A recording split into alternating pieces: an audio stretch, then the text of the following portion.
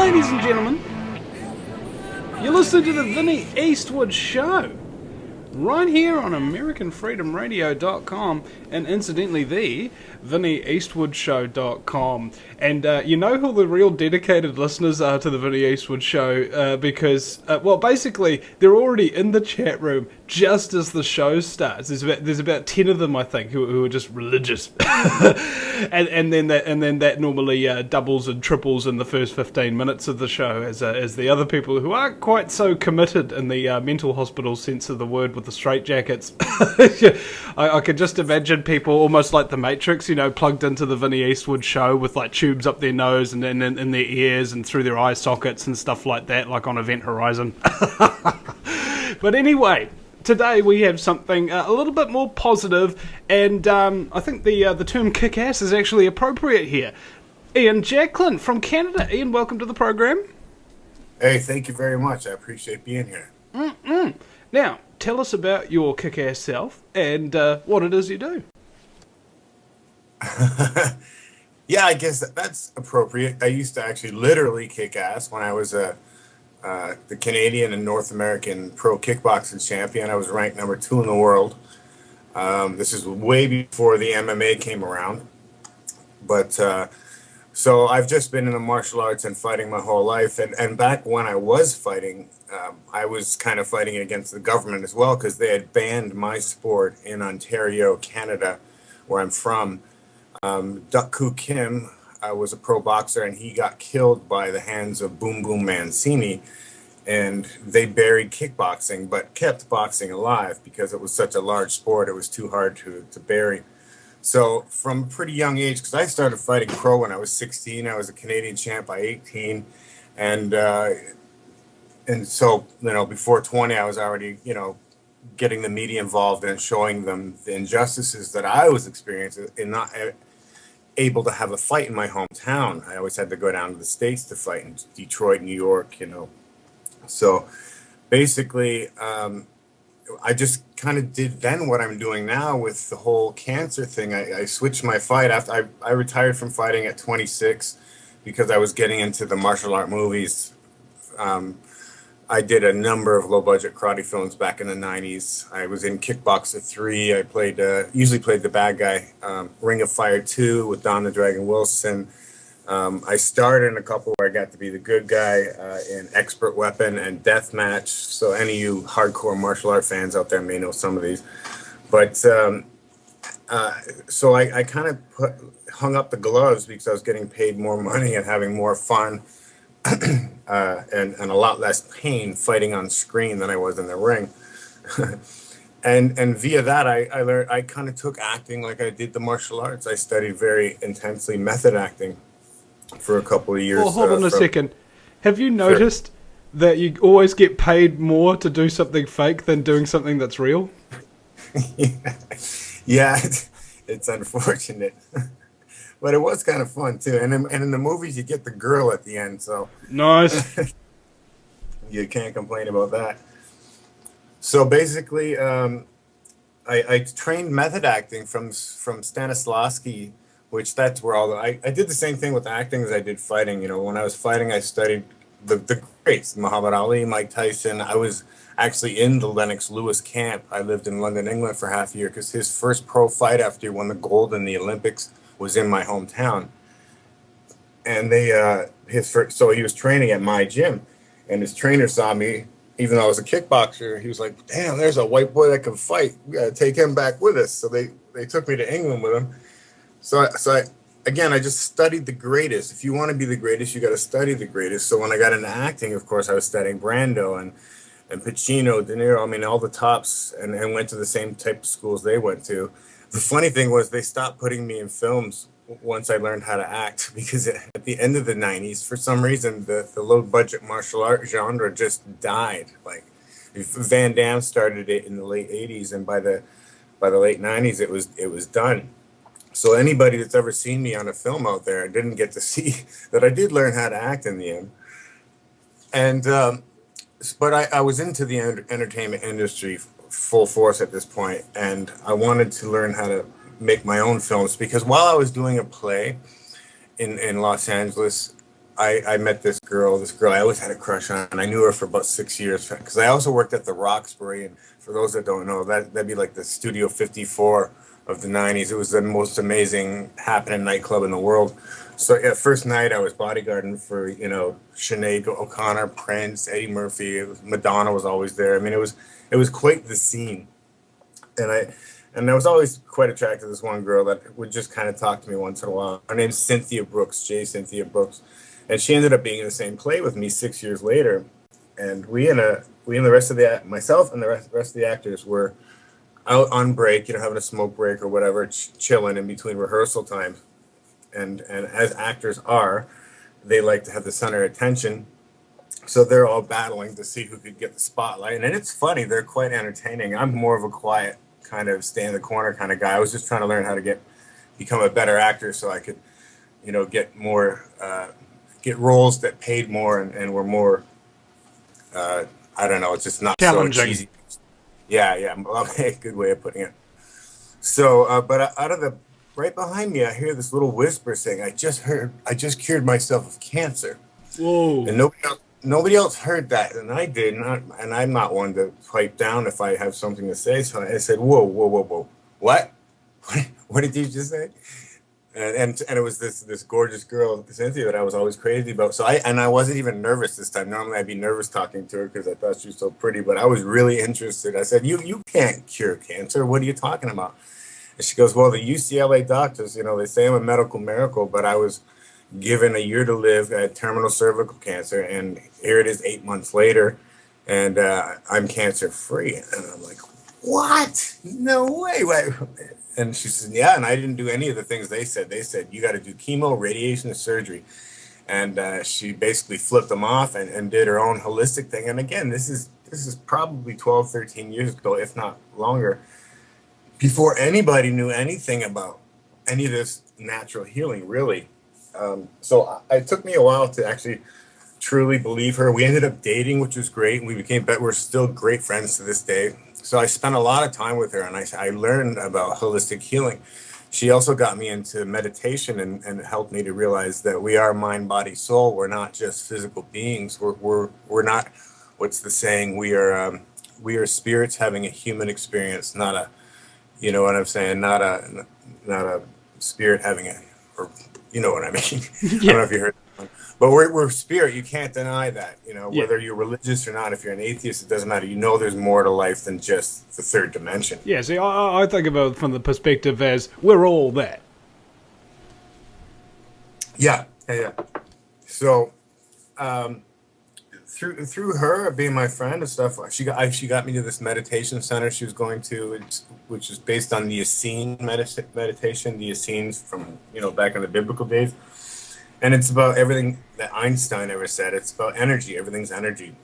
Our thoughts are energy, and these kind of things that I was learning way back then have come out in recent projects like What the Bleep Do We Know, The Secret, things like that, and it's kind of all somewhat similar.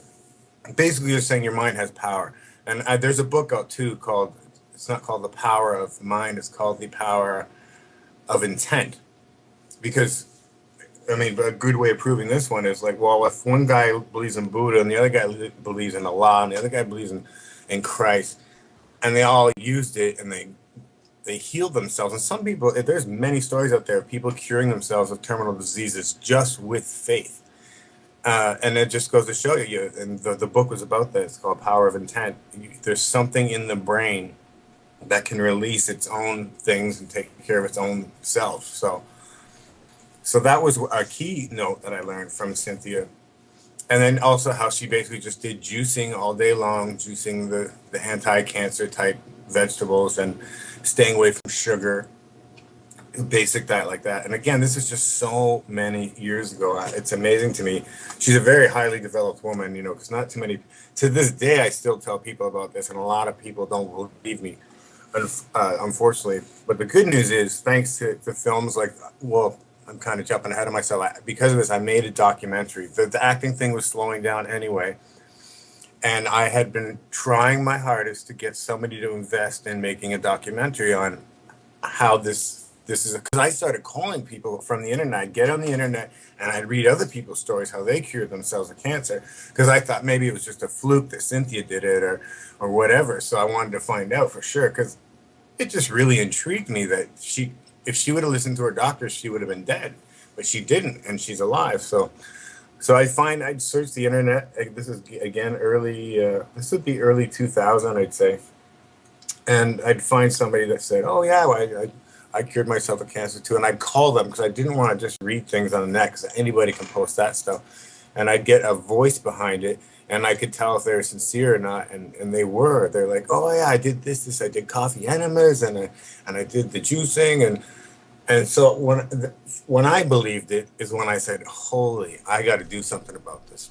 You know, why? If I guess I think because my mom, and this turned out to be kind of a mistake, but I thought that cancer ran in my mom's family. I think maybe one person had it at one point, but anyway, so I grew up my whole life thinking, "Oh my God, what if my mom?" I was adopted, so my mom. What if she died? I don't know what I would do of cancer.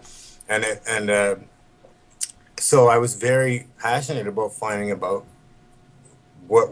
if she ever got it, or anybody I loved ever got it, or myself, what would I do? And that's when I did all the research, and I tried to because I did 10 years in Hollywood, and I knew people. I knew rich people that maybe $40,000-$50,000 would be a drop in the bucket to. You and I, like spending $20 on a burger and a beer or something. That's what 50 grand would be to them. And I couldn't get anybody to invest. It just blew my mind. And when I think back to those days, because I turned out to be right, I don't know how many people I personally have helped cure themselves of cancer. I haven't kept, it's kind of hard to keep track of that, but a lot. It's like somebody with who's walking around with $1,000 in change in their pockets, and some bum reaches up and he says, "Can I have $1, please? Because I want something to eat," and just going, "Nah." Yeah, I know. It's just, I couldn't understand it, man. It broke my heart. So finally I said, you know what? Screw all you. I'm going to do this myself, because this is when digital filmmaking was starting to kick in pretty big time. And now you don't have to be a millionaire to be a filmmaker. You just go pick yourself. You don't even have to have enough money for breakfast to be a filmmaker these days. Exactly. Yeah, you just go buy a mini DV tape instead of the eggs. So we got ourselves my roommate. His mom invested a little bit into. She basically asked him if he wanted to have a house or start a business, and he said start a house. So we got some basic digital equipment. We had a Canon. I think it was called XL1.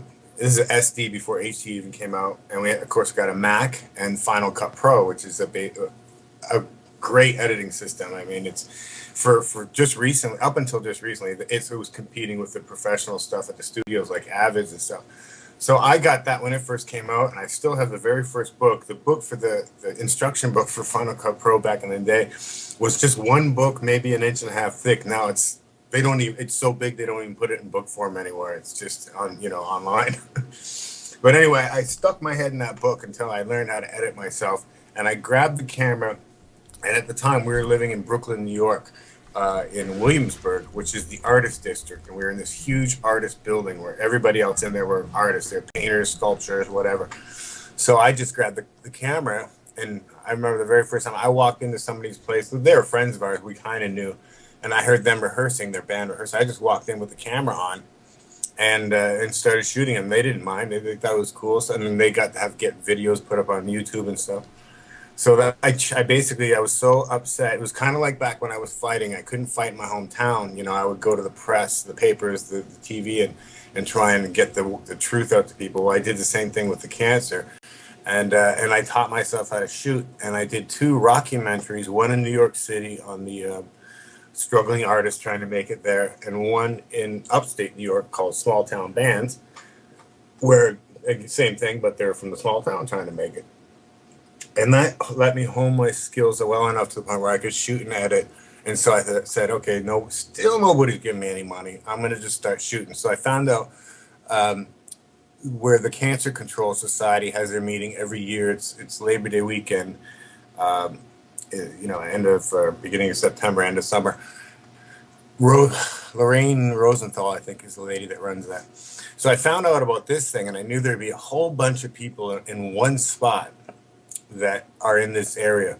And sure enough, I show up and I have my camera, and I just started watching people and listening to them. And if I thought they were cool, I'd grab them and say, "Hey, can I have a quick interview with you?" And at one point, I still can't believe I did this because I am kind of shy.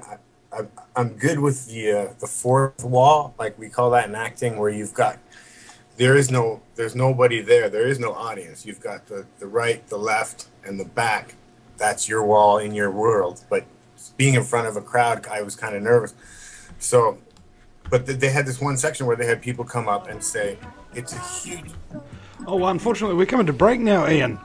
All right. Well, we'll be back in just a few minutes with Ian Jacklin, ladies and gentlemen. You can check out his website, ianjacklin.com. That's JACKLIN.com. ianjacklin.com. We'll be right back in just a few minutes. Don't you go anywhere, folks. If you take an active interest in maintaining the optimum health and well-being of yourself and your family, the New Zealand Journal of Natural Medicine is the magazine you've been waiting for. Having taken Australia and New Zealand by storm, the New Zealand Journal of Natural Medicine is now available in the UK and Europe. Visit www.nznaturalmed.co.uk or call 01626 337 531 to order your copy now.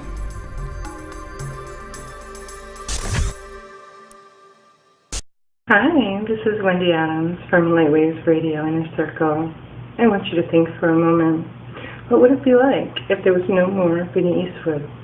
No more shows, no more videos, no more support, no more champion of the underdog, no more humor to help us get through. Just no more Vinnie Eastwood. We need to understand that what he does is for all of us, for the greater good. He's all about spreading the truth of his country and many countries. And there is a misconception. People seem to believe that he is living high on the hog, so to speak. Well, the truth is, he isn't. I'm asking you, please reach into your hearts. Go to thevinnieeastwoodshow.com and make a small donation. Any donation is welcome. Just do what you can, but do something. The world needs Vinnie Eastwood, and now he needs you. Thank you. Do you realise every day we are being put under constant stress from wireless radiation? What's worse is that you don't even know that it's happening. It puts as much stress on our body as if we had a constant viral infection, draining our energy and sapping our strength, or just making us irritable and fatigued. These wireless fields are being emitted from computers, microwaves, mobile phones, power lines, and any electrical appliance. Now there is a solution. A group of research engineers in New Zealand have come up with an active shielding device that shields you from wireless radiation at a cellular level. Blue Shield comes in 3 models, a household, portable, and USB that plugs into any computer. The great thing about Blue Shield is it is very affordable and guaranteed to last. A one-off purchase will see you being protected for years to come. Visit AmericanFreedomRadio.com and click on the Blue Shield banner. Blue Shield, brought to you by theVinnieEastwoodShow.com. Oh my god! Welcome back! Welcome back, ladies and gentlemen, to the Vinnie Eastwood Show! The show that's all about waking up just to go back to sleep on AmericanFreedomRadio.com. It's a little inside joke, ladies and gentlemen, because I got up at... Who were the guys? Let me see if I can find their website. criticalmassradio.co.uk.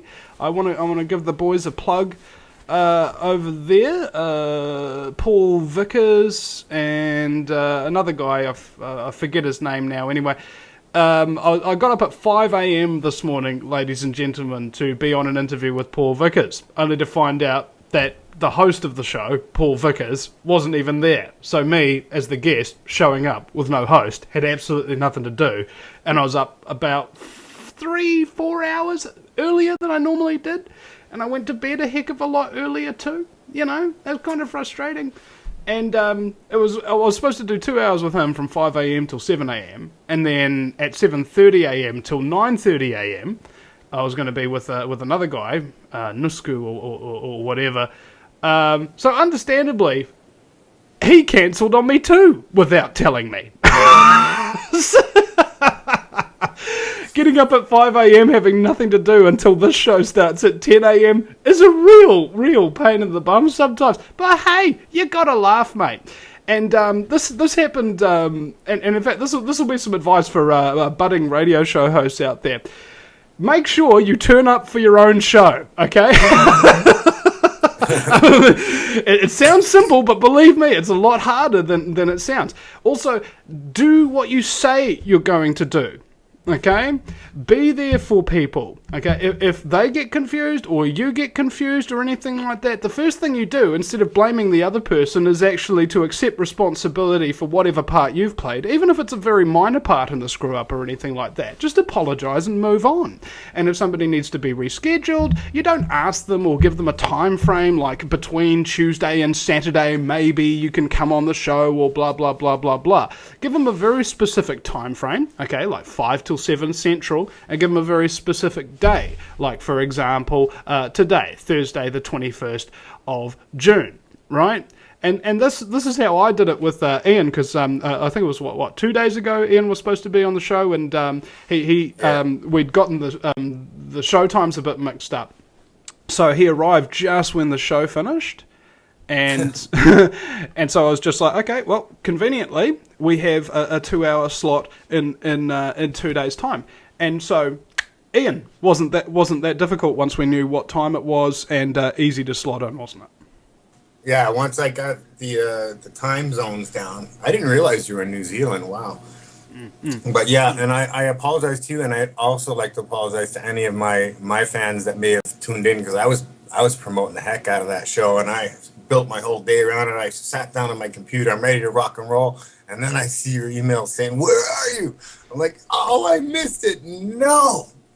But thank God, I really appreciate you having me on again, and I do believe there's no accidents or mistakes or coincidences, and maybe somebody out there listening today needs to hear some of this information, because I'm kind of blabbing about myself and my background at first, but I'm going to get into some of the things that you should be doing if you have cancer right now, in my humble opinion of 12 years of researching this. So yeah, I mean, ladies and gentlemen, how many else people out there have got 12 years of researching how to cure cancer? Anybody raising your hands? No? Okay. How many of you have cured cancer out there? Anybody? No? Raising your hand? No. Okay. Well, then listen up and absorb some decent information from somebody who has done that work. Okay, it's the thing. And you said something very poignant towards the beginning of the show, Ian, is if you want to do something, like if you want to be the best at something or anything, you study the people who are the best. Exactly. I usually go one further, and instead of just studying the people who are the best, I meet them, talk to them, and hang out with them as often as I can, and you absorb it as well. Absolutely. That's... it's funny that the anti-alternative medicine people, the Western medicine, the big pharma basically based medicine, which has ruined our medical system, they always try and disrespect or put down the holistic ways by saying, well, that's just anecdotal, where's your scientific studies and blah, blah, blah. Well, me again, like as a fighter, I thought, okay, who's a champion right now? It's Lennox Lewis, or it's Mike Tyson, or it's and I did, like you said, I got to meet Lennox Lewis and train with him for a little while. So when I was doing the cancer research, I thought, what do I want to read scientific studies that were funded by the drug companies that are trying to get this drug passed, when I know that even if it wasn't proven, which it has been proven that a lot of those results are tainted, I just know human beings. And of course they're going to, and look at how many people died from I don't know, it was Vioxx or something. Every drug they pass and then take away, it was originally passed in the first place. So, and who knows how many people die because of it. So I just did what I normally do and find the people that did it. I don't care what your study says. Show me someone. And that's the thing. I think it was Suzanne Summers or somebody, when she was writing her book, she said, I basically, somebody questioned me, and I called. They said, "Do you know anybody that's cured cancer? Can you call anybody?" And she said yes. And she within like a half hour, she had a page of people that had done it. And if you go to your oncologist, you try and find, you get him to give you a list of a page of people that have cured themselves. You know, good luck.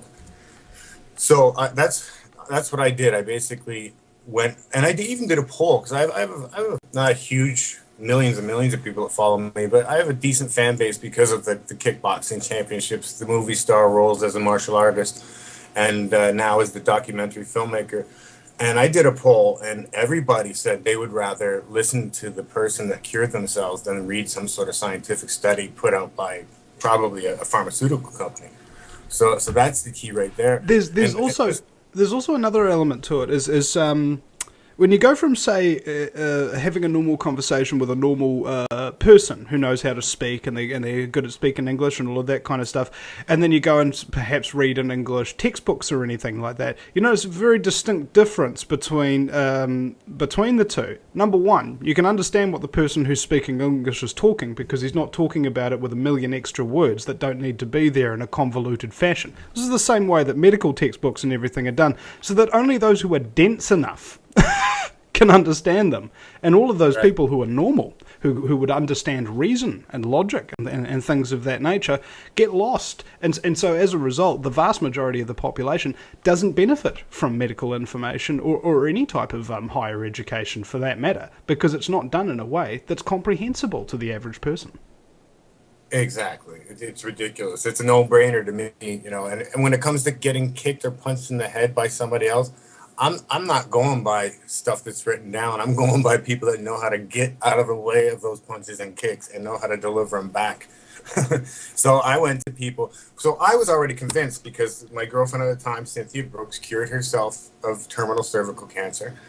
And then I did my own research and found a whole bunch of other people just like her. So I'm already convinced. I thought, how do I bring this message to the world, since you're not going to get it from your oncologist?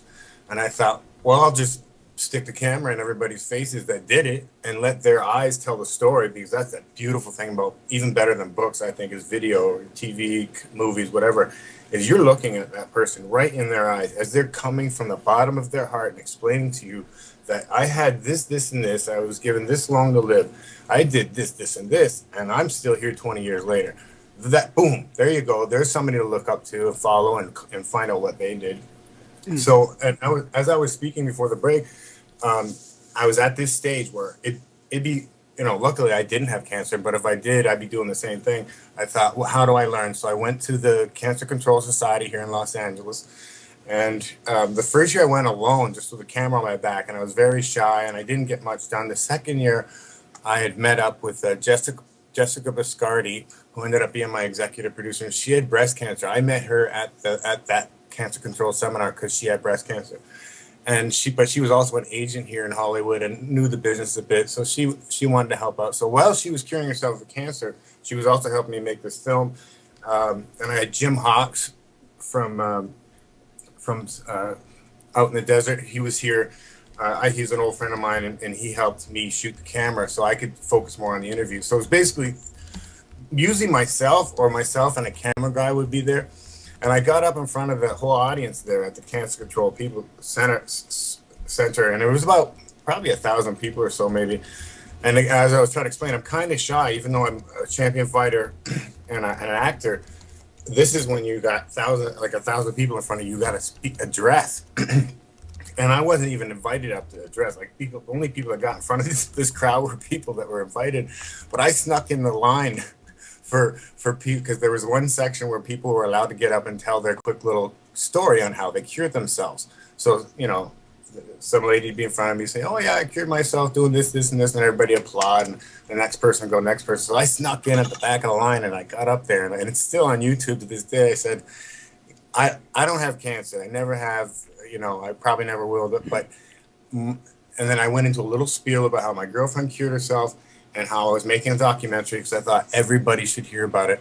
And I told the group, if anybody out there has cancer or has a story, come and see me after I get off the stage, and we'll interview you. And boom, it just started rolling from then. So I just kept picking people all in one spot. You know, this was a godsend, because for me, I'm a starving artist to this day. I don't. It's not like I ever made it big time. I may have starred in a lot of movies, but they're low budget karate movies. I always had to have another job. So I was able to nail a whole bunch of people in one weekend. And then I just started editing it, putting it together. And then I moved I moved to upstate New York. And when I was finishing up the editing, I got to the first cut, which no filmmaker in their right mind would ever put out their work before it was finely polished and just creme de la creme. Well, I didn't care what people thought of my filmmaking. I knew people needed to see the message, the information. So as soon as I got that first cut done, which, you know, in some instances the camera fell over in the middle of the interview, but it didn't matter. You could still hear the people. And I had this friend, I lived in a small town called Horseheads, New York, upstate New York. It's by Elmira and Corning and Ithaca. And so we played the first cut at Heights Theater in Elmira Heights, New York. This would be about 96, I think. And then every Sunday he would let me play it again. He didn't charge me anything, and he actually gave me the funds. He's a really nice guy to help maintain, because at the time I was pumping gas for $6 an hour at the local quick fill. But so every Sunday we'd play it, and the next week I'd come with a better version, and then a better version. And we did that for months. And I thought, just in case there's one person out there that needs to know this, and wouldn't you know, just recently, if you could go to Amazon.com and look up icurecancer.com, my film, and you look at the comments people have left, there's a comment there from somebody from that area that said, if it wasn't for Ian Jacklin and his work, my wife wouldn't be alive today. So, you know, I'm not saying that to boast or anything. I'm just saying my instincts were right. Get that film out right away. Even though people might think you suck as a filmmaker, you may save a life. Well, see, it's pretty obvious, though. I mean, if you've got life-saving information, what benefit do you think you're going to do people by keeping that information under wraps until it's perfectly presented? I say, basically, perfection is unobtainable. Okay, you can get close to it, but I'm getting to the point where basically near enough is good enough. What are people waiting for? There's so many people out there who want to do their first thing ever, and they want to do it perfect, and they never get it done because they're setting themselves too high a benchmark. Right, yeah. And it's ego is a part of life. Everybody has it. You just can't let any of that get in the way when it comes to life-saving information. Sure, if it was on kickboxing or dirt bike racing or you know, whatever, then you might want to have it all polished. But it wasn't about what it looked like, about what you're going to hear. I think the best compliment I ever got about that film was, this could be a radio show and I'd be just as riveted. And they were. Every time we screened that film at a theater, everybody stayed to the very end, and they would stay for the question and answers later. So that was how I got things started. And I never was able to get a distribution deal for it, because it was, even the final product is still pretty raw. Although I've been told that's kind of endearing about the project. You can tell it's made just on passion and love. And I wouldn't be surprised if someday it does get a distribution deal and gets out there. But for now, if anybody wants to see it, I basically show you what I learned as I went, how people cure themselves with cancer. And the number one rule is to stay away from your oncologist. And it's funny you say I've got 12 years of experience. Well, you know what? You or anybody else can pretty much get online for one evening and become more knowledgeable than an oncologist when it comes to healing cancer. Because, and this is a great point that I always like to make, back in the early 1900s, Rockefeller and Carnegie, they owned the textbook companies and the pharmaceutical companies. And they realized that if they could get some people on the board of the schools, the universities that teach our doctors what to do, that would be a good thing for them. It would increase their profits. So that's exactly what they did. And skip forward to today, that's all we have is drugs, more or less, for our medical system. And this is how, I'll get into this later, but at first I didn't know any of this. My main question was, why, if I go to my doctor, he's not going to tell me about blood root or alkaline diet or Rife machine. alternative methods that have proven to work. Yeah. Well, it's funny. It's like so many businesses are very anti-competitive, and what people forget is that the medical industry is also a business, and their competition is the people that will heal you instead of the people who will keep you sick for extended periods of time by selling you dangerous pharmaceutical drugs that don't make you any better but still keep you alive so you can keep paying the bills. We'll be right back after the break at thevinnieeastwoodshow.com. If you take an active interest in maintaining the optimum health and well-being of yourself and your family, the New Zealand Journal of Natural Medicine is the magazine you've been waiting for. Having taken Australia and New Zealand by storm, the New Zealand Journal of Natural Medicine is now available in the UK and Europe. Visit www.nznaturalmed.co.uk or call 01626 337 531 to order your copy now.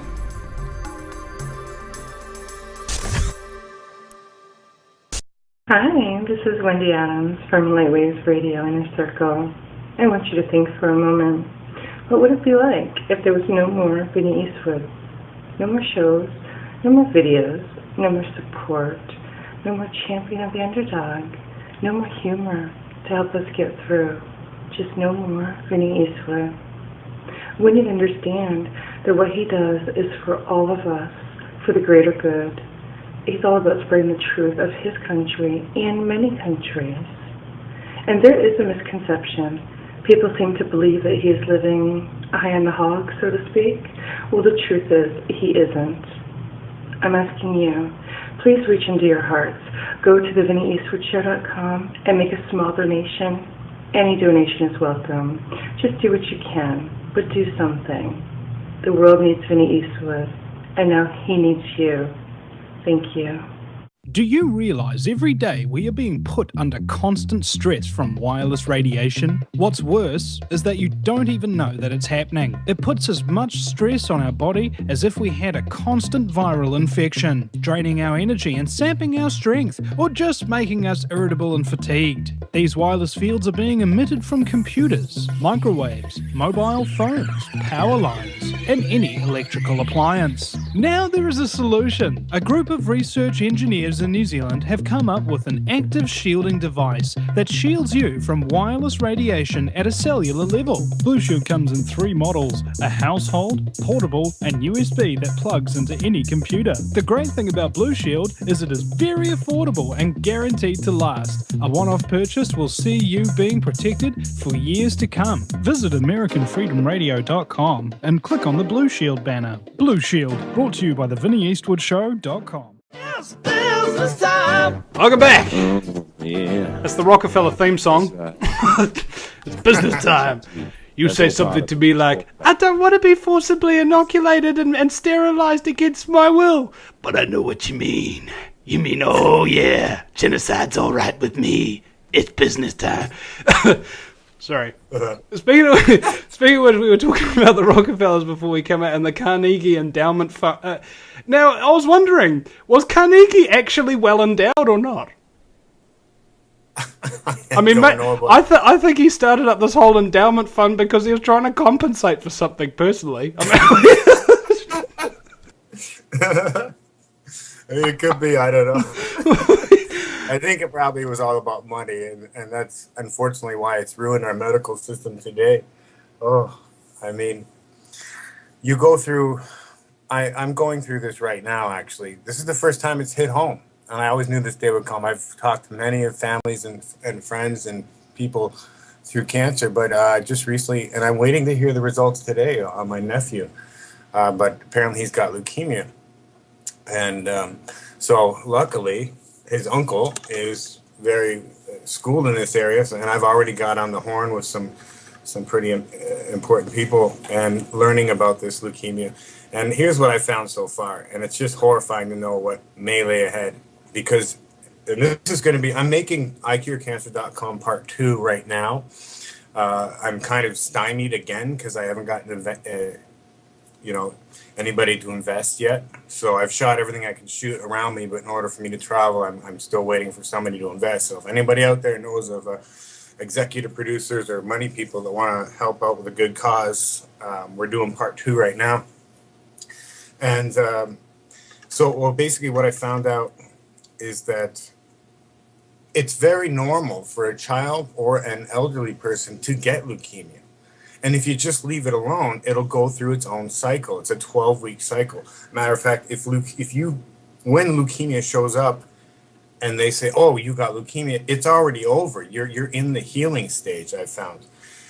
And back in the day, before the big drug companies got involved and realized, "Oh boy, cha-ching, here we go. Here's at least $250,000 for us," they would just leave people alone for about 3 months and retest them, and it would be gone a lot of the times. And so what I'm doing now is we're waiting to find out what kind it is. And I've already found there's a shake that can be made by Hannah Kroger. She's passed on now, not too long ago, but she was a huge alternative healer over the years, and she had this one shake that's basically just different juices and some organic eggs that you drink all day, every day for 7-8 days, and from what I understand, leukemia is gone. Whereas, like I said, if you leave it alone, it'll probably be gone anyway. The extra white blood cells or whatever they're seeing and why it looks out of whack is because the body's healing itself. It's compensating for whatever it was. And so that's kind of what I'm going through right now, and hoping that I will be able to do some kind of intervention with the alternative. And what I was trying to say about part 2 is my main point is going to be, I think the world needs to know that right now, if you're a child, you have a baby or a toddler or anywhere up to 18 years of age in America anyway, and in Canada, that you have to do whatever they say. If your baby's got brain cancer, see, now I know from my research, the first thing I would do if my baby had brain cancer would be go to Dr. Brzezinski. And if anybody hasn't seen that film yet, you have to just Google Dr. Brzezinski. He's done amazing work with brain cancer, because basically there's 2 types of people, he says. There's people that get cancer, people that don't. The people that don't have peptides, certain peptides in their system that keeps them from ever getting cancer. So he said, well, let's take those peptides out of the people that have them and put them into the people that don't. And it worked. So, and then he's learned how to do it synthetically, so you don't even have to have a donor anymore. And he was curing people like crazy. And of course, the FDA, AMA don't like this, so they've had him in court since I don't know how long. And the movie explains all that about him. And basically, they start the film off with a sheriff, and he's got this beautiful little blonde daughter next to him. And he's going on about the story and you kind of think he's talking about her at first. Then you find out this is the twin. The other one died because she had to go. The only way you're allowed to get this treatment from Dr. Brzezinski is if your baby has already gone through chemo radiation surgery, which is called a burn baby, because they're so burnt out, nothing's working. They send you home to let her die and get the affairs together. Well, at that stage, they took her to Dr. Brzezinski, and he ended up curing her of the cancer. There's no cancer left whatsoever, but she died from the radiation poisoning. And it's just such a sad, moving moment. And that's if they would have gave that baby to him first before the chemo radiation surgery, she would have been cured immediately. And that's the thing with all these any of the alternative trials that are being allowed. They're only allowed after you've done the chemo radiation surgery, because they think that's the only way to cure cancer, which is total nonsense. That's the last thing you do. The last thing I would ever do if I had cancer would be chemo radiation surgery. Well, let's look at it this way. I mean, if you want to maintain your health, do you walk into a nuclear reactor? No. Do you slice yourself with a sharp object? No. Do you ingest incredibly dangerous poisons? No. So, what are the 3 things that the medical industry proposes to do for you if you're unhealthy? Pump you up with dangerous chemicals, irradiate you, or slice you. Exactly. It kills your immune system, and that's all you need. So anybody out there right now, the first thing you should do is, what I would do if I was you, if you have cancer, is you get on an alkaline diet, because Dr. Otto I don't know if he's a doctor, but Otto Warburg won the that prize. What do you call that? not the Peace Prize. What's the Nobel Prize? The or whatever, Nobel. back in the day. Yeah, it's like a church that you can't hear very well because it's got no bell. Okay, I'll remember that. Because I always flake on that one when I'm on the air. But he won the prize back in the early 1900s. He basically figured out cancer. And that's that cancer can't live in an alkaline system. So if you get your pH level, which your average pH of the average person is 6.4, if it gets down around 5, you probably got cancer. I think once it hits 4, you're dead. So if you got cancer, that's another way of finding out if you even have cancer is get pH strips from your local pharmacy or something. Test the saliva under your tongue in the morning and see what it reads. And if it's 5, then you might want to look into it. If it's 6.4 or so, your average. If it's 7, that's good. And Dr. Bernardo, who's one of the stars of my film, he healed more people than anybody I think I've ever met. And that was his main thing, is you get them on an alkaline diet, raise their pH level to 7.2, 7.4, cancer can't live, and it dies. So, and that's basically what my ex-girlfriend did, Cynthia, and she didn't even know that's what she was doing, but she just got on juicing, get rid of all sugar, and bring the alkaline level up, and boom, the cancer can't survive. So that's the first thing I tell people to do. There's another great website aside from mine. I've got icurecancer.com that you can get a hold of the movie there. You can watch a lot of the movie for free in different clips throughout that. There's a lot of free information there. And also, I tell people, my friend, his name's Webster Kerr. He's got a website called cancertutor.com. Cancertutor.com. This guy's a genius. I mean, a rocket scientist, literally, I think, or close to anyway. And he's researched over the years and has this website, cancertutor.com. You can look up any cancer you may have, and he will have 2 or 3 different protocols that you could try that are alternative, and they're amazing. So that's the second thing I would do if I had cancer right now. Get on the alkaline diet, which includes lemon juice and water, by the way, and everybody should drink this. Nobody should be on sodas or all those sugary juices. Ian, it's funny you should mention that, because we were just in these last few days, a friend of mine, I was going over to his place, and he told me he was sick, so I brought round 5 lemons or something like that, and he was like looking really, really bad, mate. So I was just like, chop the lemon in half for it, squeeze the whole thing into his glass of water, and I say, scull this, mate, and there's another 4 of them here, and I want you to make sure that you're drinking all of those squeezed into water within the next day or 2. Next time I saw him a few days later, much better. Yeah, that's good. And I can add to that recipe. What I do is you put in some apple cider vinegar, raw organic apple cider vinegar, 2 tablespoons, half a lemon, a pinch of cayenne pepper, depending on how hot you can take it. The hotter the better, but it's hot. And raw organic honey. And you mix all that up and you pound that back. And even if you are sick and you got to go to work that day, because I've done it a bunch of times, it seems to work and it knocks it out of your system. Mm-hmm. And also, if you go to either ianjacklin.com or icurecancer.com, which also has my blog, icurecancer.com blog, it's got a number of supplements that I recommend and take myself. And one of the greatest ones, a good natural antibiotic, is oregano oil. Oregano oil. Add that. Take that when you're sick, and it knocks it out as well. Well, and it just belies the fact that there are 1,000 ways to keep yourself healthy, and only one way to make yourself sick: going to the doctor and taking his advice. Exactly. I mean, we live in an upside-down, topsy-turvy world, which is great because it means we can learn a hell of a lot of things. Basically, that's the only reason why we're able to learn so much and everything like that, is because there's people like Ian out there, ladies and gentlemen, who are actually putting that information out for free so that people can come, consume it, save their own lives. Doctors don't do that. They charge you admission fees, and they try to get you out of there as quickly as possible so that they can get another admission fee as quickly as possible too, because they got massive debts to pay off, unlike all of us who know that the truth is valuable in and of itself. We'll be right back after the break. 218-339-8525. If you take an active interest in maintaining the optimum health and well-being of yourself and your family, the New Zealand Journal of Natural Medicine is the magazine you've been waiting for. Having taken Australia and New Zealand by storm, the New Zealand Journal of Natural Medicine is now available in the UK and Europe. Visit www.nznaturalmed.co.uk or call 01626 337 531 to order your copy now.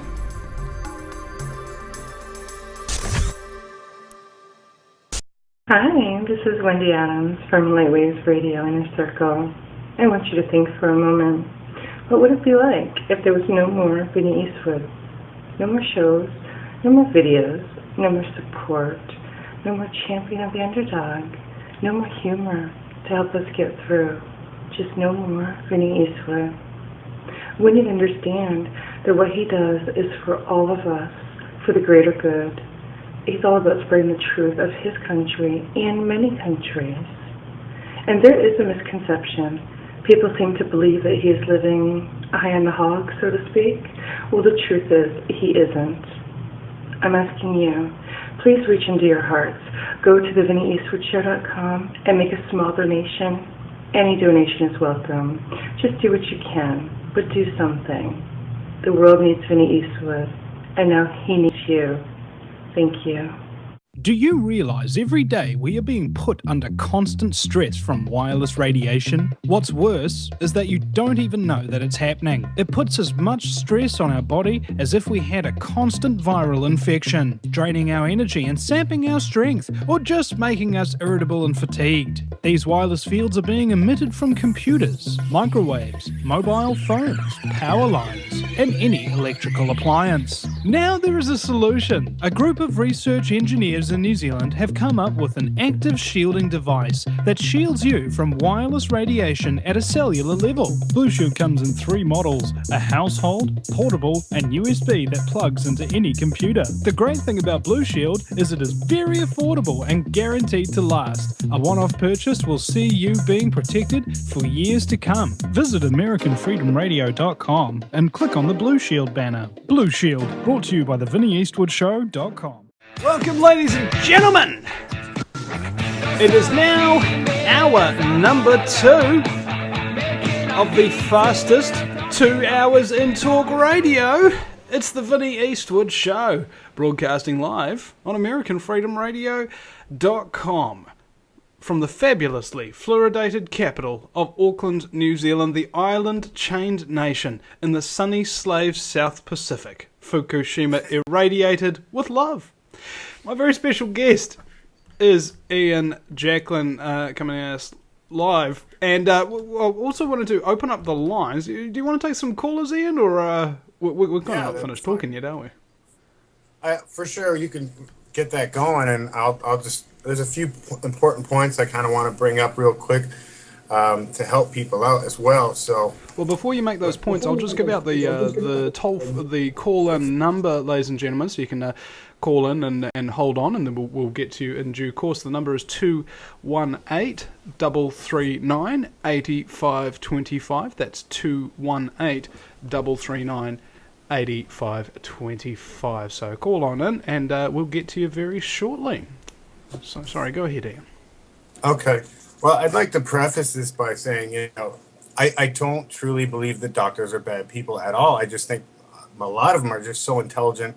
They sometimes don't think outside of the box. They're so busy having to learn the garbage that basically Big Pharma is making them learn to teach their young. Basically, our young is being taught garbage because of Big Pharma runs. It's the fox guarding the hen house is what it is, especially when it comes. And the FDA and the AMA are all in cahoots with Big Pharma running the show. And then if you want to step above that, which I think this radio station talks about, I'm sure, is the Illuminati, the elite, but we won't even get into that one for now.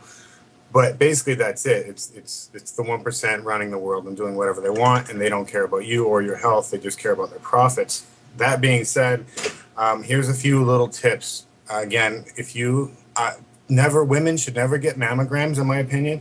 If you're going to get anything, get a thermogram, because mammograms, think about a grape. And if that grape has poison in it and you squish it, what's going to happen? The juice is going to come out, it's going to flow. Well, that's what happens in mammograms. If you do have a tumor and it's cancerous and they squish it, number one, they're giving you radiation with that x-ray. Number two, if you just broke the tissue, now you've got cancer cells in your bloodstream flowing, and it'll settle somewhere else. So get thermograms. But another way to find out if you are acidic. You need to know if you're acidic, because you don't die of cancer, you die of acidosis. And you do that by checking your pH level, and you can get pH strips at your local pharmacy or health food store. In the morning, you wake up, you suck the slime or scum out of your mouth, you know, and suck some new saliva from under your tongue, test it, and see what it reads.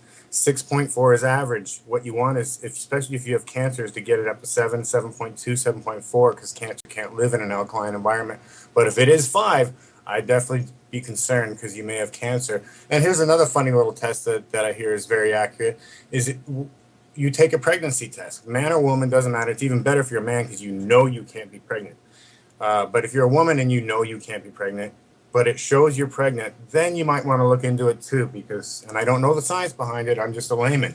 And I learn in layman's terms from scientists, so I can explain it to other people. So those are two little notes right there. If you ever get skin cancer, oh my God, this one kills me, because I've had people die that I've known because they didn't listen. Skin cancer is pretty much 100% curable if you stay away from your oncologist. Your oncologist is going to cut it off, but he does not get the roots. The roots stay in there, and then they come back. I was at a restaurant one night, and it was a party for somebody, and somebody introduced me to somebody that just had skin cancer removed from their nose, and I was like, oh man, okay, here's what you got to do. You got to call my buddy here down in Mexico and get this taken care of properly, because they didn't get the roots.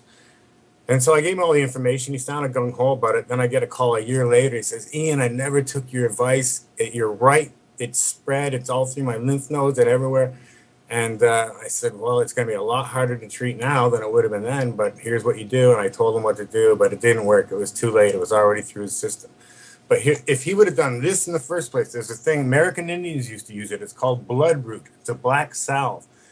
You just spread that on your cancer area, and you'll know if it's cancerous or not right away, because it starts hurting. If it hurts, that means this is good, you've got cancer, and it's going to draw it out. And it take a few days, and it's going to be very painful. A lot of times they recommend you do work with a doctor on this for pain control, because it's very, very painful. It's literally ripping, pulling, drawing the cancer out deep from within your body. But once it goes away, you have to, because there'll be a big hole there where if the tumor came out or this cancer came out, you keep it packed with Vaseline for a few weeks, it goes away, you got a little scar, boom, you don't have to worry about it anymore. So there's another tip that I would tell all females: stay away from mammograms, get thermograms, and if anybody gets some kind of skin cancer, I wanted to inject something here, because it's funny that we're talking about this now, because last night I was thinking about breast cancer. I don't know why. Maybe I'm just male and I think about breasts a lot, but I was just thinking, like, what's something that causes cancer? Radiation. What's some of the most sensitive tissue on the body? The breasts. So, in order to prevent cancer, you're putting the most sensitive part of your body into a machine that pumps it with radiation. Exactly. And they're doing that on purpose. They want repeat customers. Well, they want customers in the first place. That's why they set up vans in the ghetto and in poor neighborhoods around here and offer free breast screening when they know they're on. They have those here in New Zealand too. They got those here in New Zealand too, yeah. They do it because they know that in the poor areas, they're on government programs, so they will be covered medically, and they'll be, oh, you got a tumor, we got it, then boom, you're worth at least $250,000 right away. And then the way they treat it with the radiation and the chemo, you're going to be a repeat customer, because if you've noticed, usually cancer, even people that get in remission, it usually comes back. It's because they don't get it all out, and the treatments they use causes cancer, it spreads cancer. So there's another point. Yeah, and that's another thing. That's another thing. If you're trying to find out whether or not you've got prostate cancer, guys, do you put your testicles in a radiation machine to figure it out? No, you don't.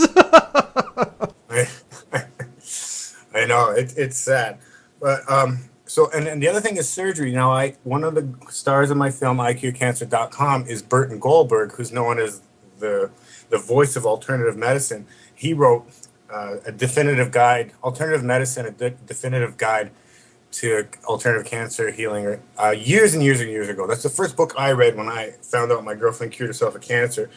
And he's a very knowledgeable guy. And I've actually got a YouTube video up on YouTube about him basically stating the same thing. No mammograms and no biopsies. Because if they go and cut into your flesh and it turns out to be cancerous, you just open Pandora's box. The cancer cells are now in your blood system. They're going to float around and come up somewhere else. And that's why, how many times do you see that? Somebody, oh, well, I'm in remission for breast cancer, but now I got lung cancer or liver cancer. It's because it's in the system. They don't know. And there are ways of doing surgery without that happening. You have to encapsulate the tumors. And it's hard. You'd be hard pressed to find somebody in America that knows how to do that. But if they can do that, cut off the blood supply and get the tumor out safely, I think I can't remember what it's called, some kind of enzyme. Again, I'm not the doctor. I'm the filmmaker that interview people to do this. So be very careful when it comes to that. There's Dr. Wallach. I wanted to mention really quick. Dr. Joel Wallach. He wrote a book called "Dead Doctors Don't Lie." And this guy, he's a cool guy. He's in my film. He used to be a veterinarian, and his job was to keep the livestock alive, and so they could, make money off them. And how do you do that? Well, you make sure they're healthy. So he invented feed pellets, what the animals eat. They had to have the 90 essential nutrients, vitamins and minerals. And then he became a physician and decided to do that for human beings. And he's got a product line called Longevity. And so he's done that, where you can get multivitamin, and it's liquid, so it assimilates better. It's all natural. And on top of that, he learned from the Otto Warburg about the alkalinity. With the best way of doing that is through essential fatty acids, EFAs. Now, you cannot use fish oil, especially now since Fukushima. Oh, yeah. But in general, it's such a hard process for them to make a good fish oil that won't go rancid on the shelf, etc. You're just better off staying away from that and getting a vegan type of essential fatty acid. And again, the best one would probably be hemp oil. Hemp seed oil, I mean. Yeah, I'm sure it is. I haven't researched that for me to actually comment on it. But I know, primrose, evening oil, and different ones like that. As long as it's vegan and all natural, But that was Otto. Brian Peskin wrote a book explaining it's called The Hidden Story of Cancer by Brian Peskin. Great book if you want to learn about cancer. And he basically takes Otto Warburg's science and applies it to this day and age, and how treating cancer is you're very successful with it if you, again, oxygenate your cells, which you can do through EFAs. So that's key right there. Let's see who else. Have you heard of new German medicine over there? German No. New Medicine. It's Dr. Hammer. He, back in the day, and this is interesting because anybody that, again, knows that we are spirits having a human experience will attest to it, that almost all cancers, if not all, come from some kind of trauma in your life. How many times does somebody lose their wife or goes through a nasty divorce, or their child dies, or lose their career, and then a few months later, boom, they got breast cancer, or they got, testicular cancer or something.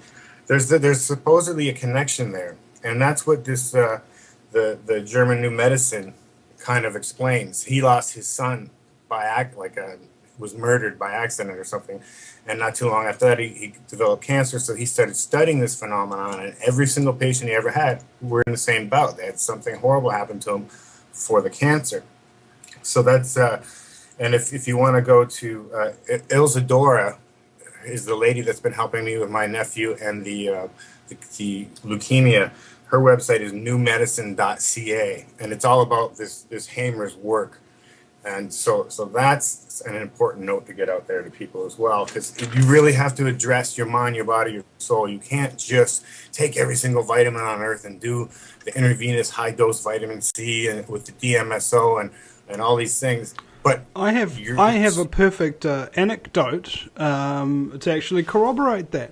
My father, he was going to David Holden. He's probably basically he's New Zealand's #1 naturopath. Okay, you can't say that he cures cancer because he'll get arrested, right? But he does. And my dad went to him, and his cancer, sure enough, went into remission, but it wasn't disappearing altogether. So he went back in, and David Holden told him that he had to forgive and basically come to terms with what happened between him and my mum. And he refused to do that, flew into a rage, and died a few months later after finishing his bucket list and then leaving us all without him. And it just goes to show you, very, very straight in your face, that your emotions can kill you.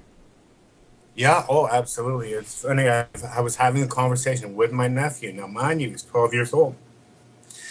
And I know these things, but he's a 12-year-old. How do you talk to him? So I tried to explain to him. I said, I know there's certain things that have happened recently that have made you very sad and lonely, right? Like, you don't like where you're at right now, right? It's like, right? I go, okay, well, that's probably why you're probably kind of sick right now. So all you got to do is when you start feeling really down and low, just remember about Uncle. So you're going to think to yourself, you're going to come visit him in California someday. Someday you're going to have your own apartment. Someday you're going to have your own life, and all this will be behind you. What doesn't kill you make you stronger. That's the best way I could put it to a 12-year-old.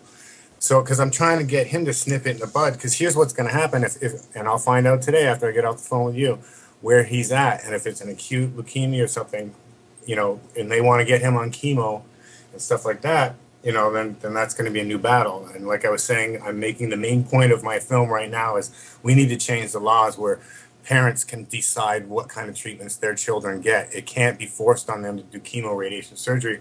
It should be their decision. There's a kid named Abraham. We call him Wolf. I always forget the state that he's from.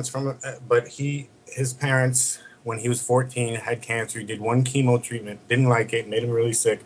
Said, I want to try holistic. And they let him, but then, of course, knock on the door, child services, we're taking away your kid, you're going to jail. They can literally do that. You know, and that's the interesting thing. If you're up against the doctors and the establishment, if you try something that's holistic, they go ballistic.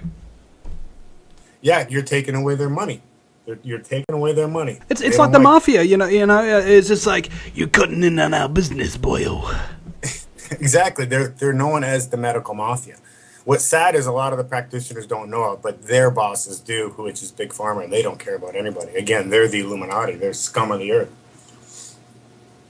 So anyway, this Abraham kid, the parents fought. It was horrible. It broke up their marriage. They lost their business. They just horrible tragedy. As if it wasn't bad enough, their kid's dealing with cancer. Now they got to go and go through all this. But they won, and now there's a law in that state called Abraham's Law, where a 14-year-old can now make his own decisions. He doesn't have to wait till he's 18 if he's of sound mind and somewhat intelligent. I think that might be a bit of a slippery slope, though, because now they're doing that in New Zealand for vaccines, and they're saying that if you are, I think, over 10 years old or something like that, you can decide to vaccinate yourself. And what the government's doing is they're starting up a government department of people that are going to go onto Facebook to find young kids and tell them and convince them to take vaccines, and not tell their parents specifically.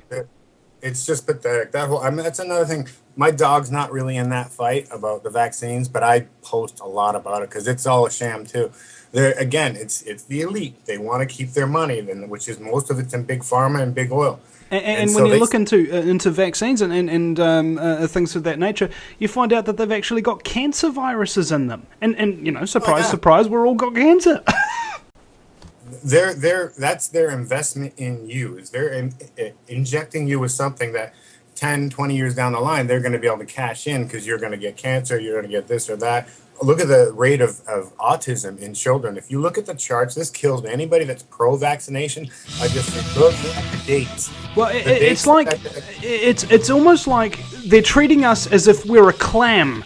They put a tiny little grain of sand inside us and keep us in a farm, and eventually that little grain of sand through our body will turn into a great pearl that they can snatch and harvest off us and make a hell of a lot of money. You listen to the Vinny Eastwood Show, and we'll be right back after the break. If you take an active interest in maintaining the optimum health and well-being of yourself and your family, the New Zealand Journal of Natural Medicine is the magazine you've been waiting for. Having taken Australia and New Zealand by storm, the New Zealand Journal of Natural Medicine is now available in the UK and Europe. Visit www.nznaturalmed.co.uk or call 01626 337 531 to order your copy now.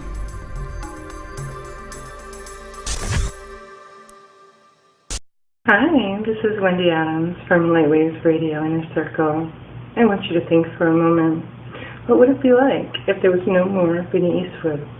No more shows, no more videos, no more support, no more champion of the underdog, no more humor to help us get through.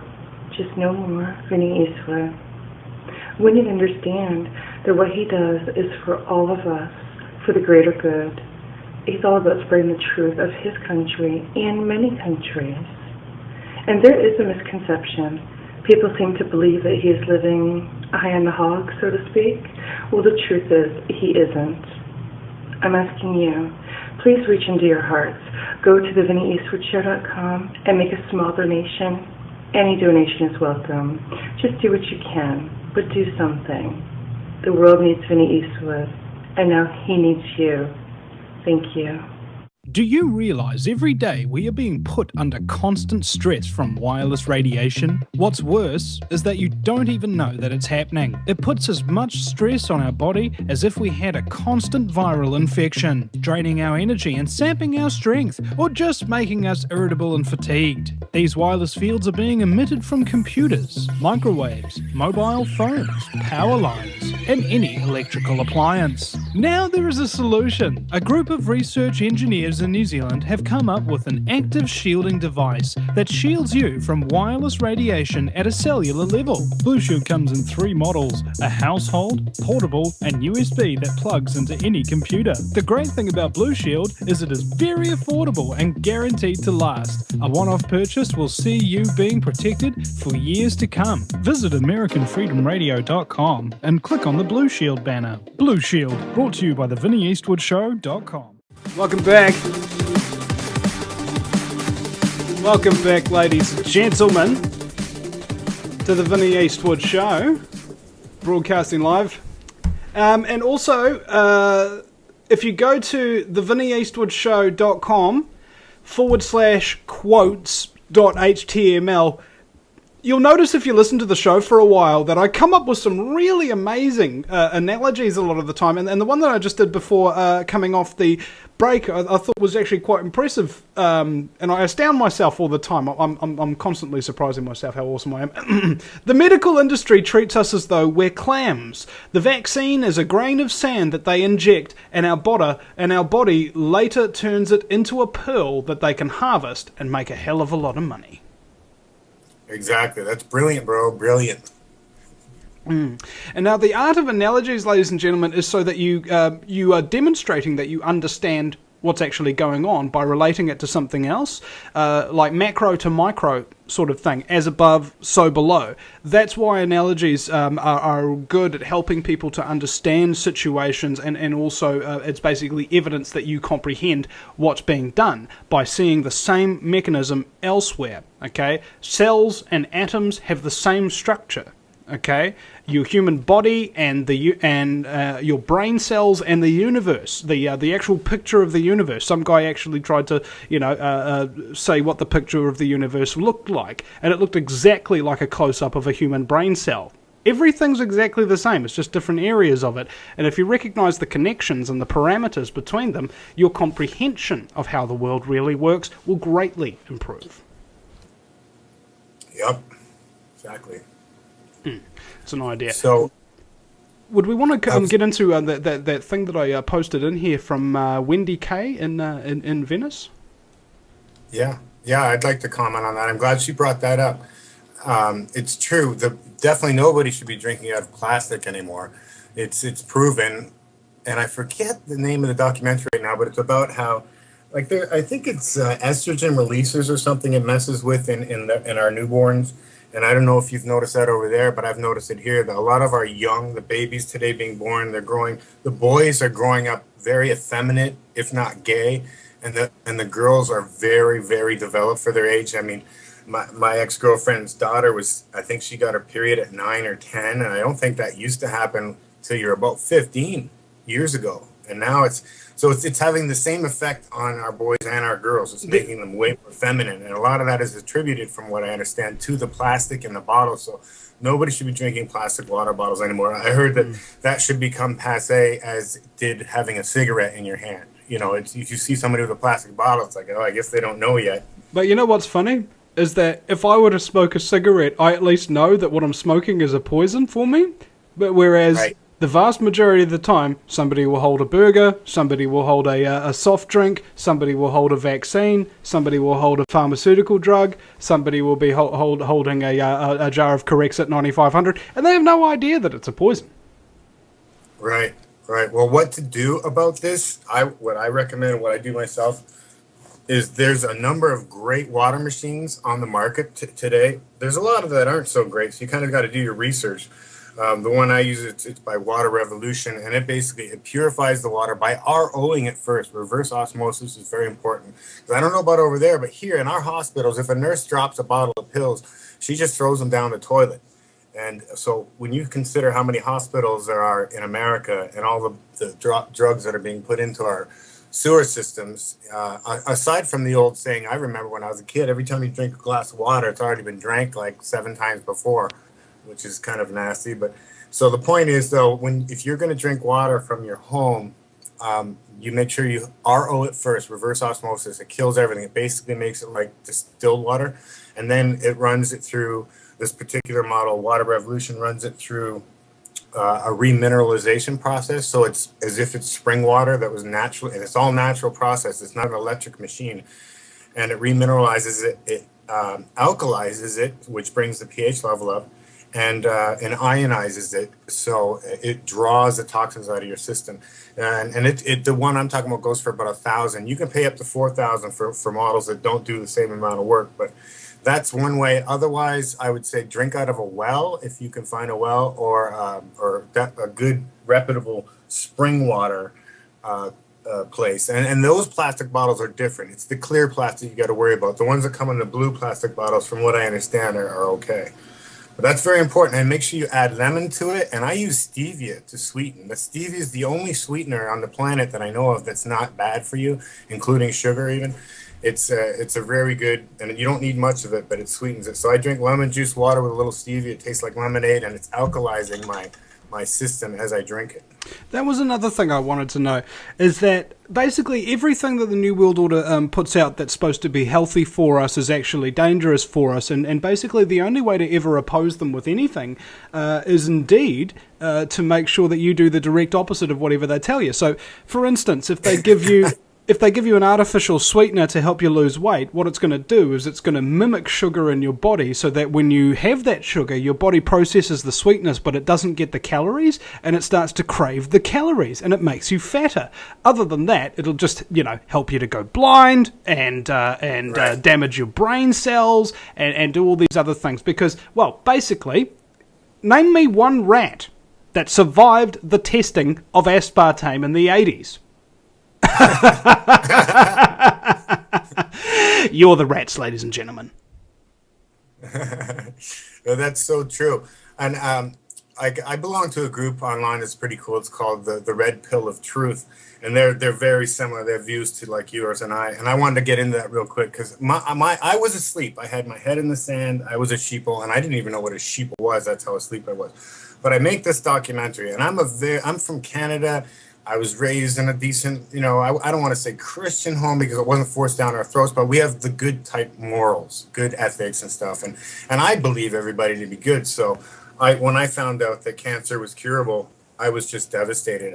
I couldn't believe it that the powers that be would purposely give us the wrong treatments to fatten their pockets and to kill us off. I just couldn't believe it. And so I learned that through finding out that it was Carnegie and Rockefeller, the Illuminati, scum that they are, that ruined our medical system by making it pharmaceutical based. And then from there, my friends started, I think my awake friends said, hey, if this guy gets this, maybe he'll get 911 was an inside job. And they battled with me for months. I was like, no, you guys are conspiracy freaks, whatever. That's stupid. Our government would never do that to us. But they made me read the articles. They made me watch the videos. And finally, I was like, oh my God, it was an inside job. It wasn't the Muslims. It was, I'm not going to get into it right now, but I know who it was. And I went to a major depression for about 2 weeks after that when I realized the reality of the world today. Oh, we all went through that. Yeah. Oh, you know what I'm saying? Yeah. And what, so I think I'm now kind of coming to a conclusion on about what to do or feel about this. And that's basically just to realize, okay, so just don't be one of those people. If they are trying to reduce the population and they're doing a good job of it, just don't be one of them. And then maybe you'll be one of the ones that make it through because you didn't rely on your doctor. You didn't rely on your leaders. You did your own research, and you deserve to live. You deserve for your genes to be passed on. And maybe that's what they're doing. They're weeding out the herd, thinning out the herd, you know? Well, so. It's just basically eugenics, okay? And one needs to comprehend the tree of eugenics, that it's basically... Eugenics is the root system, and almost everything in politics, media, the medical industry, and what have you, have formed this kind of box. It's the eugenics box, and we're all currently living inside that box, both mentally and physically.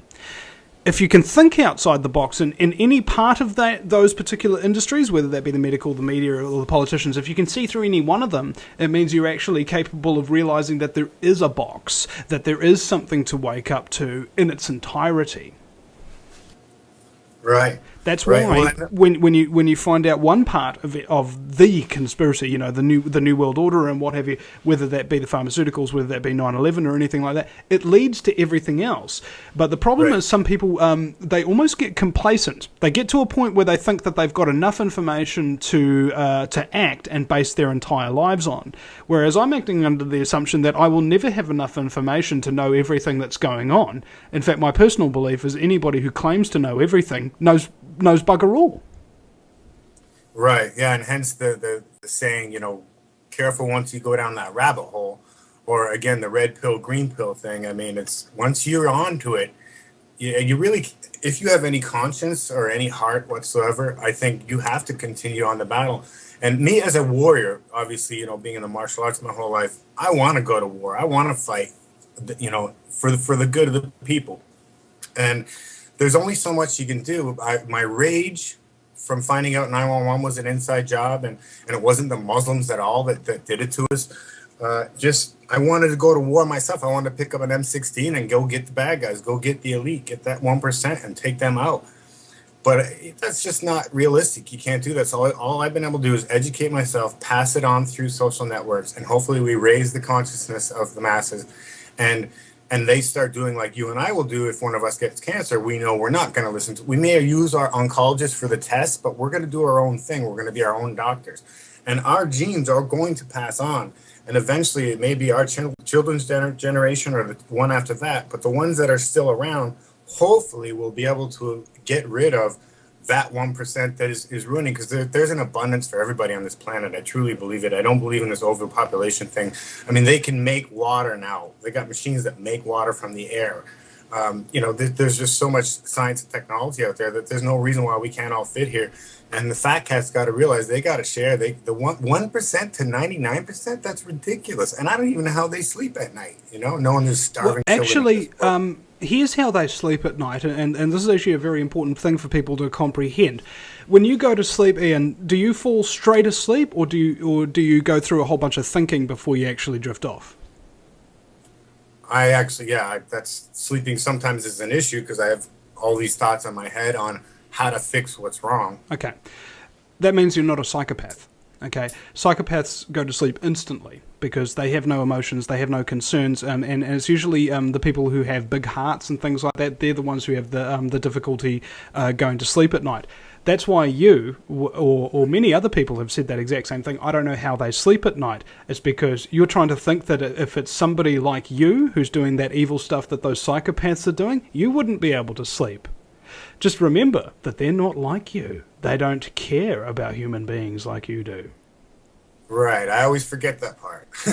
Well, you know, and it's the thing, you got to understand your enemy, and also you've got to know thyself as well, and understand what the difference is. Because I was thinking about that series Dexter. Have you ever heard of this? It's about a serial killer who basically only kills serial killers because his father, when he was a boy, taught him right from wrong, even though he didn't feel what right was from wrong in an emotional sense.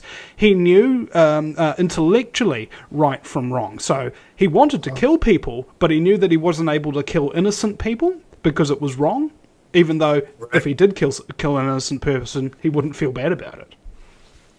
Right, yeah. I've heard of that. That's an interesting concept, too. Now, it brings about the whole idea of the good bad guy, right? And have you ever seen the movie The Chronicles of Riddick? It rings a bell. Yeah, it's got Vin Diesel in it, and there's this army of necro warriors or whatever the heck. And basically, the main storyline is like this: the biggest, most evil army in the history of the universe is destroying and wiping out human civilization and colonies all over the galaxy, one at a time. And if they can't kill you, they'll convert you and you'll become one of their slaves, one of their soldiers, sort of thing. And all of the soldiers of good in the galaxy were simply ill-equipped to fight an army of this sophistication, of this size, of this type of weaponry. The only hope was one of the worst convicted murdering psychopaths in the universe, named Riddick. And I was just thinking to myself, hold on a second, is this what's going to happen with the New World Order puppetry and things like that? Will one of their very loyal psychopathic scumbags have an intellectual moment that says to himself, you know what, I may not feel that what I'm doing is wrong, but I know that it is, and I know that unless I act and do the right thing, I won't be around to enjoy anything either, right? I think that's a real possibility of being betrayed from the inside that the New World Order has to face. And again, we all have to face that, because there's so many people in the truth movement who basically haven't grown up. And they really need to, and understand who the real enemy is, because it's on the points you agree that you should come together and collaborate. The points that you disagree, you can leave them for another time, preferably a time when you're not both about to be exterminated by ruthless, criminal, sociopathic scumbaggery. We'll be right back. 218-339-8525. If you take an active interest in maintaining the optimum health and well-being of yourself and your family, the New Zealand Journal of Natural Medicine is the magazine you've been waiting for. Having taken Australia and New Zealand by storm, the New Zealand Journal of Natural Medicine is now available in the UK and Europe. Visit www.nznaturalmed.co.uk or call 01626 337 531 to order your copy now.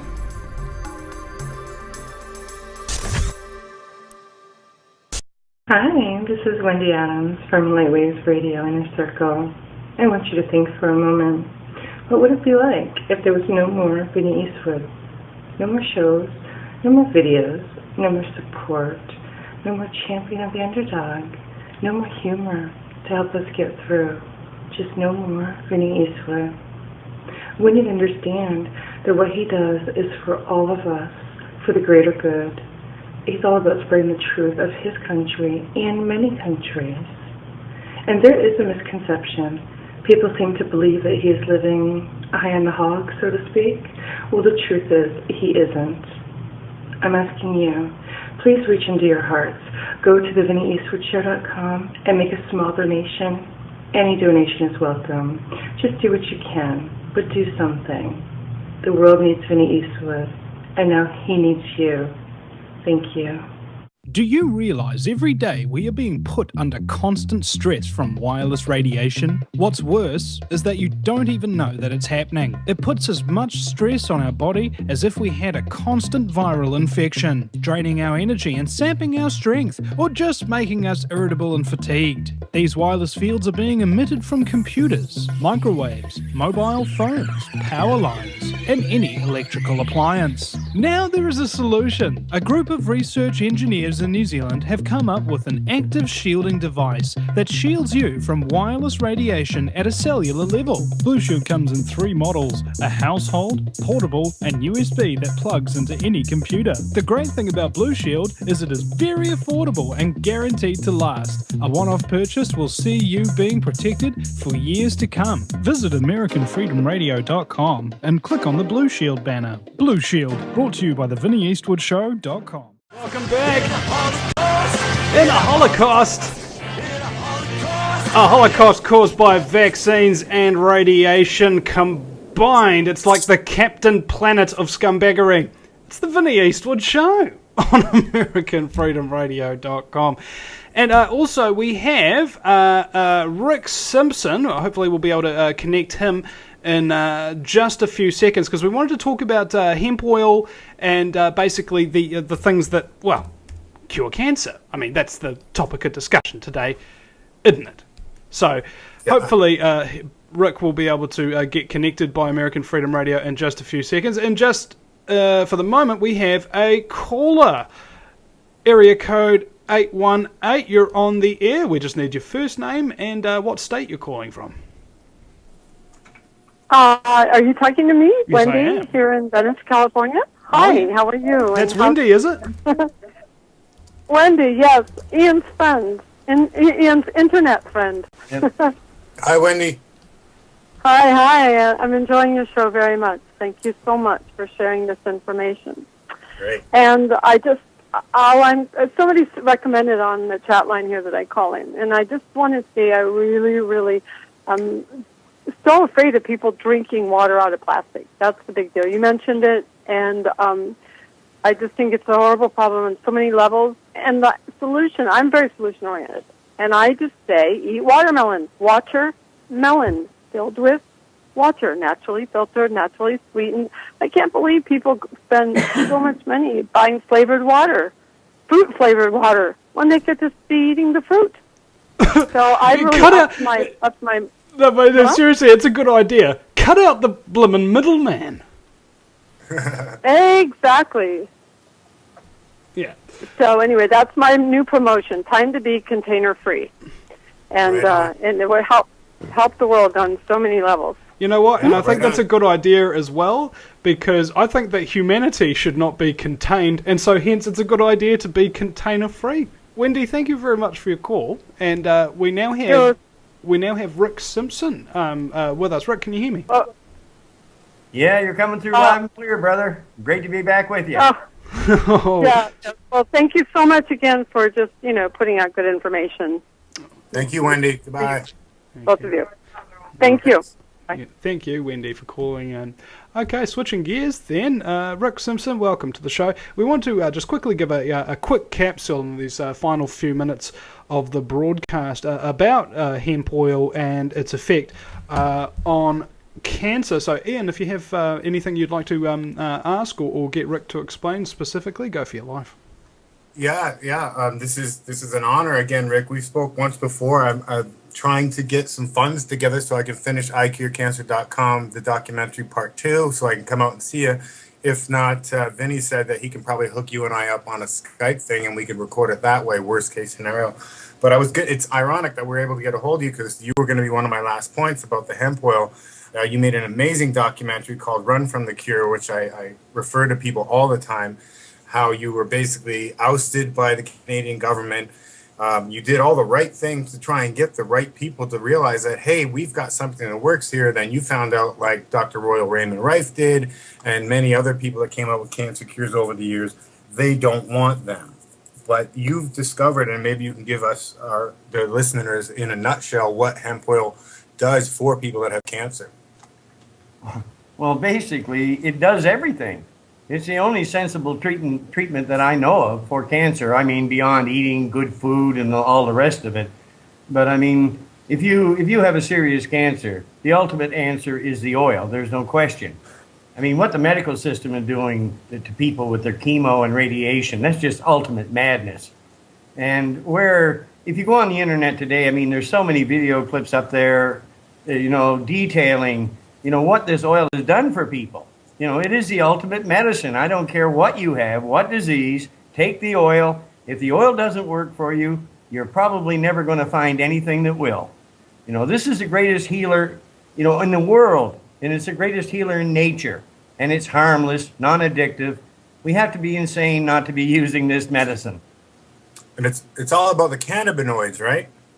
Oh yes, that's the whole thing, and this is what I've been trying to pound through people's heads. You know, my process is very simple. No pun intended. No, but I mean, all I'm doing, I'm just taking a good solvent, and I'm simply washing the medicinal resins off the hemp plant.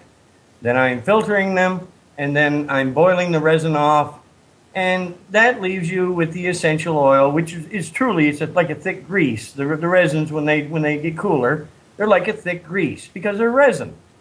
But that is the most medicinal aspect of the hemp plant. You know, some people go on about chlorophyll and all this nonsense. Well, good luck with the chlorophyll. But I'm after the resin, and that's what's killing the cancer and healing all these other diseases. And there is just no medicine on earth like it. And in a very short time, brother, you know, they can't stop this. It's coming out. The people are going to have their medicine. And as far as I'm concerned, to hell with these governments. They're not representing us. It's time for a huge change in this planet. And they can't stop it because it's literally coming out of the ground. That's right. Grassroots as they come, brother. Yeah. Let me ask you real quick, Rick. Now that California and I think a number of other states have legalized marijuana for medicinal purposes, is there places that you can just go and buy this hemp oil? Well, oh yes, in the States, there's quite a few of the dispensaries. They're all selling what, you know, the RSO now. Thanks to Jack Hare. I mean, Jack was the one that hung that term on the oil himself. And one night I was talking to Jack, and I said, you know, he started calling it the Rick Simpson oil. And I said, Jack, I said, look, it's hemp oil. He come back at me, and he said, well, aren't you Rick Simpson?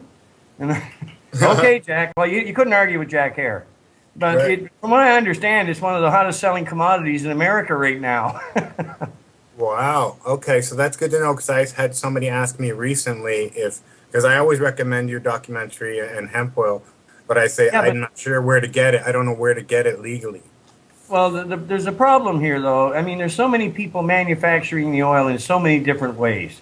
You know, the method we showed people was very simple, down to earth, take a rice cooker, you know, some solvent, make your own medicine. And it works wonderfully. But you got so many people, they turned it into a racket now. I mean, there are good people out there that do produce good medicinal oils, and they're healing people left and right. But there are also people out there that are making lower grade oils and calling them the Rick Simpson oil, and the public are being duped into buying them. And that has become a real concern to me.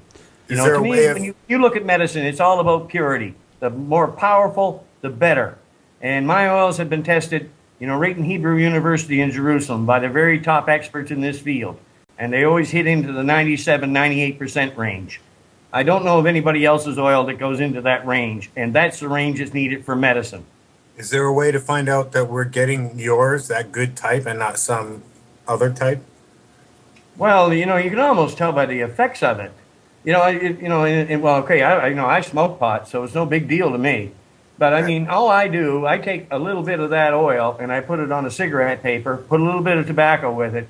And when I take 2 puffs off of good oil, I'm in the bathroom, my eyes are running, I'm coughing up my guts, because this is what it does to you. The most powerful oils do this. And that's what I look for. And then usually, if you eat the oil, within about 45 minutes, you start getting this very heavy, sleepy effect. You know, and that's exactly what you want for healing. The oil's telling you to go to bed. And sometimes people fight that feeling, you know, because they don't understand it. And that causes anxiety. So I tell people, that, look, just relax and go with it. You're taking the most harmless medication on earth. You know, you're not going to die from this. This is not pharmaceuticals. So that reminds me, just relaxing. Some sheriff one time called into his dispatch, and him and his wife had just eaten these really, really strong cookies, and he says, I'm really afraid that we're both gonna die because everything seems to be going really, really slow. Really slow. I can believe it, Vinny. I can believe it, brother. You know, people are so naive about this subject, and they think it's going to do them harm. You know, my God, this is the safest medicine on earth. It's like, look at the warning. Worldwide, the lovely thing I find from aspirin every year. Yeah. Look at the warning labels. Kills no one. Look at the warning labels, okay? Ever look at the warning labels on pharmaceutical drugs? It's like debilitating stomach cramps, holes in your brain, liver failure, or whatever. Then you have a look at the warning signs and the dangerous things that weed can do for you. You feel sleepy and possibly hungry. Hey, let me ask. Well, unfortunately, we've come to the end of the broadcast. So, guys, I'd love it if you could just quickly plug your websites. And unfortunately, that's all we've got time for. But if you have time after this as well, after every show, we have a conversation with the diehard listeners on Skype. So if you want to join us there as well, if you have some free time, you're more than welcome. So just go ahead and plug your websites there, gentlemen. Well, my name is Rick Simpson, and the website we have is called phoenixtears.ca. And there you'll find information on how you can produce your own medicine and how you should take it, the dosage, everything. So by all means, if you have an illness, please go there and find the cure. Right on. And I'm Ian Jacklin. So you can go to ianjacklin.com. And then the main site for the cancer is icurecancer.com, where there's plenty of videos and information. And you can get a copy of my documentary, icurecancer.com, which explains the difference between alternative and Western methods. Okay, thank you very much, gentlemen, and also, ladies and gentlemen, if you are keen to join the After the Show Vinnie Eastwood chat, you can go to the chat room at thevinnieeastwoodshow.com, put your Skype name in there, and I'll add you as a contact to my list for the Vinnie Eastwood social network, and we normally have a conversation for a couple of hours after the show, and it's not recorded. We're just a whole bunch of different people from all over the world as truthers getting together, just having a conversation, just because we can. We'll see you again sometime, ladies and gentlemen. Thank you for listening. Thank you.